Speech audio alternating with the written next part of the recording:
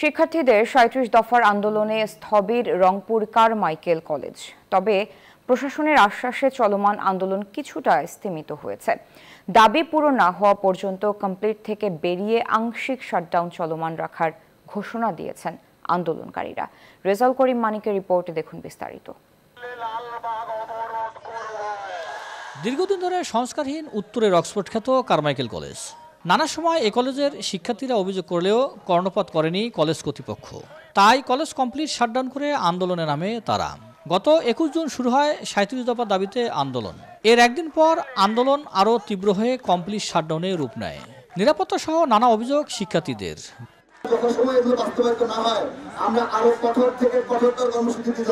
Academic ভবন দিতে হবে, হলের সংখ্যা বৃদ্ধি করতে হবে, বাস বৃদ্ধি করতে হবে।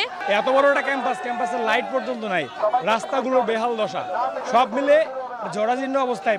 এদিকে আন্দোলন তীব্র হতে শুরু হয় তা প্রশমনে এগিয়ে আসে কলেজ কর্তৃপক্ষ ও প্রশাসন। প্রিন্সিপাল মহোদয় খুব অল্প দিন আগে যোগদান করেছে, তার ওই চেয়ারে এর আগে যারা ছিলেন। বান্ডেল থাকলে প্রতি সেনমানিতে টাকা বাঁচবে। বিকাশ সেনমানি বান্ডেল কিনে জিতুন প্রতি লেনদেনে। তারা এই সমস্যাগুলো সমাধানের জন্য এগিয়ে আসেন নাই, এজন্যই এই বঞ্চনার শিকার হয়েছে, বৈষম্যের সৃষ্টি হয়েছে।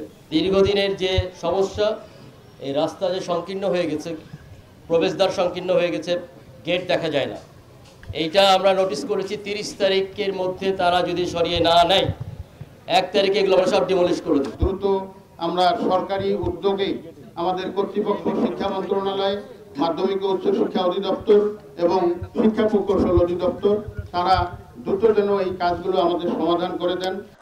১৯১৬ সালে প্রতিষ্ঠিত ঐতিহ্যবাহী কলেজটি নানা সংকটের মধ্য দিয়ে চলমান থাকলেও বাজেট স্বল্পতায় হয়নি কোনো উন্নয়ন। সকলের দাবি দ্রুতই এই প্রতিষ্ঠানের উন্নয়ন করে শিক্ষার পরিবেশ ফিরিয়ে আনা হোক। রেজাউল করিম মানিক, নিউজ 24, রংপুর।